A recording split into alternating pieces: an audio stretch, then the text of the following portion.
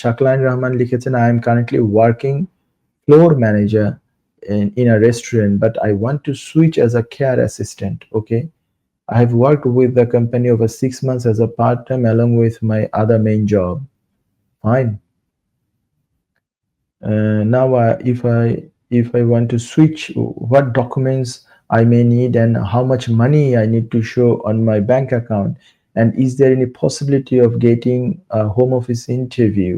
Can you please answer? ওকে, আপনি requirement meet করেন এবং আমি এই একটা মানে মেসেজে এর আগে একটা প্রশ্ন ছিল এই টাইপের, তো আমি সেখানে যেভাবে আনসার দিয়েছি আপনারটার ক্ষেত্রে হুবহু সেটা মিলে যায়। আপনি কাজ করছেন যেই কোম্পানি আপনাকে এখন কজ দিবে, কেয়ার কোম্পানি, সেই কোম্পানিতেই আপনি পার্ট টাইম হিসেবে আপনি কাজ করছেন এবং মেইনটা করার পাশাপাশি মেইন জব হিসাবে কোথাও আপনি একটা জবে আছেন। তো আপনি রিকোয়ারমেন্টস মিট করেন। আসলে কেয়ারের এইভাবে যারা যাচ্ছে তাদেরকে আমি খুব কমই দেখেছি যে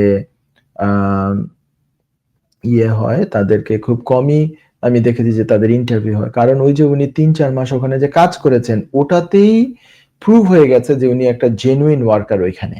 ঠিক আছে? তার একটা এক্সপেরিয়েন্স গেইন হয়েছে। যখনই 3 মাস কাজ করে তারা HMRC তো চেক করেই ১ নাম্বার।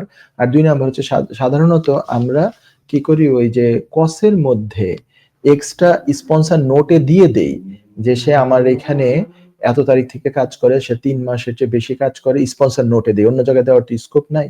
আমি কস মাঝে মাঝে অ্যাসাইন করি আমার মানে ক্লায়েন্টদের জন্য। আমার যারা মানে বিজনেস ক্লায়েন্ট আছে যাদের আমি লিগ্যাল অ্যাডভাইজার হিসেবে কাজ করি, তারা আমাদেরকে ইনস্ট্রাকশন দেয়, আমরা কস অ্যাসাইন করি, আমি স্বয়ং করি বেশি। তো সেটাতে স্পন্সর নোটে ওইটা দিয়ে দেওয়া হয় যে সে আমার এখানে এতদিন যাবত কাজ করছে এজ এ পার্ট টাইমার এই, এবং তাকে আমরা ওই স্পন্সর নোটে আরেকটা লাইন দিয়ে দিই যে তাকে অ্যাডভাইস করা হয়েছে সে যাতে অ্যাপ্লিকেশনে তার পে স্লিপ গুলো সাবমিট করে।